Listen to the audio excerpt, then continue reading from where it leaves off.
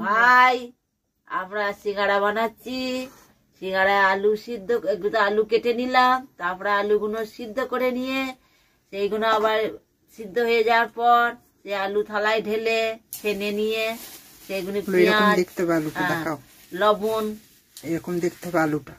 এটা আলু সিদ্ধ আর এটা সিঙ্গাড়া বানিয়েছি। দিয়ে সিঙ্গাড়া করার পর আলু সেদ্ধ করে নিয়ে থেসে নিয়ে ভালো করে থেসে নিয়ে সব রকম লঙ্কা গুঁড়ি, নুন, হলুদ, ধনে পাতা সব রকম মশলা করে আলুটা সেনে নিলাম, আদা সব রকম দিয়ে আলুটা সিদ্ধ করে নিলাম। আলুটাকে সেনে নিয়ে তারপরে ময়দা মেখে নই করে ওই লুচির মতো মাঝে মাঝে ইয়ে কেটে নিয়ে দিয়ে পিস করে নিয়ে সিঙ্গাড়ার মতো বানালাম। বানিয়ে আলুটাকে ভরে দিলাম, দিয়ে মুখটাকে একটু ইয়ে করে দিলাম, ওই নেবেল করে দিলাম, দিয়ে সিঙ্গাড়াটা গড়ে নিলাম, গড়ে নিয়ে তেলে ভেজে দিলাম। দেখাও সিঙ্গাড়া একটা হাতে করে দেখাও। দেখো ভাই তোমাদের পছন্দ।